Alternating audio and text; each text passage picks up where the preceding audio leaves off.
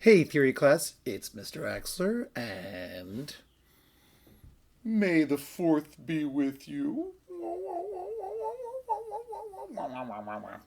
Hope you guys are doing okay. How's the hair? It's getting pretty long. What do you think? Yeah, I know. Anyway, today I'm going to be doing a unit introduction into modulations. So, to modulate in music means to change key. When we talked about secondary dominance and secondary leading tones earlier in the year, that was a temporary shift. So we would be in one key. Like an example, here we go. So we'd be like,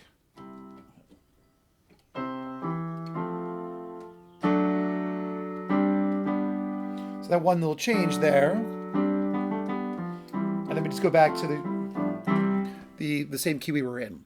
So that's not a modulation. That's a temporary shift. But a modulation means that we're going from one key and then we're shifting for a considerable amount of time. It doesn't need to be permanently. I'll give an example of something. Here we go.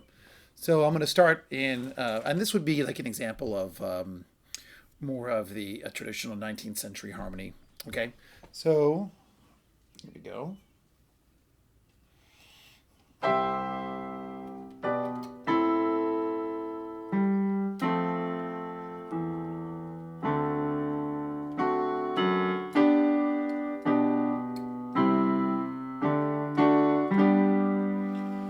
So you can see I've kind of modulated to a new key because I started in this key. Or I started in the key of C and I modulated to the key of G in that situation. Here's another one. I'm going to go start in the key of A. I'm going to modulate to the key of F sharp minor, which is the relative minor.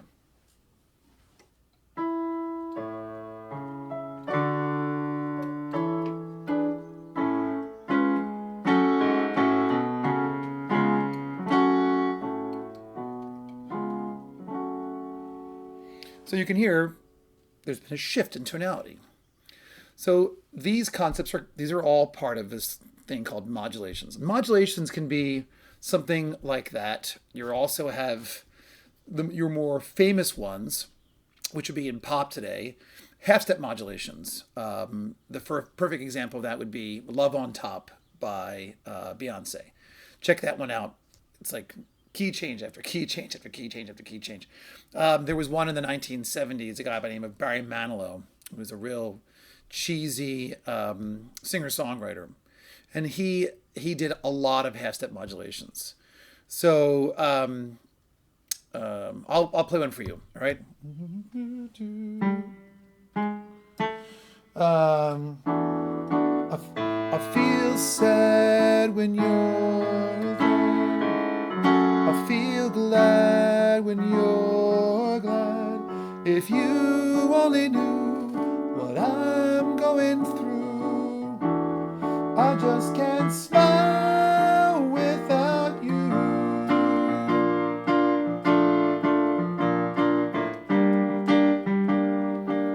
Here comes another one.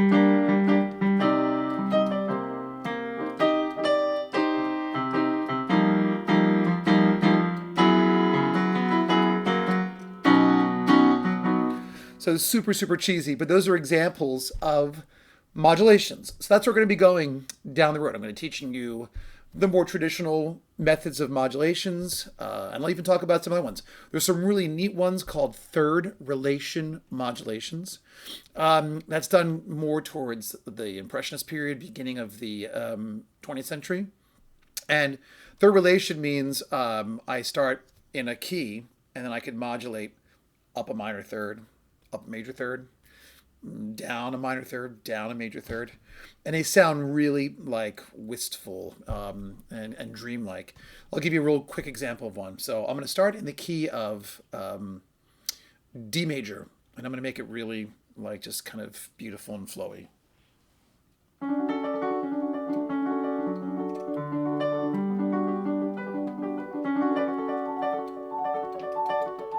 Now I'm going to modulate.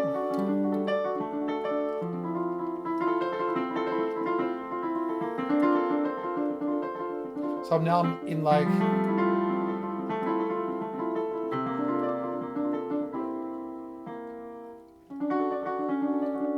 I went from D to F.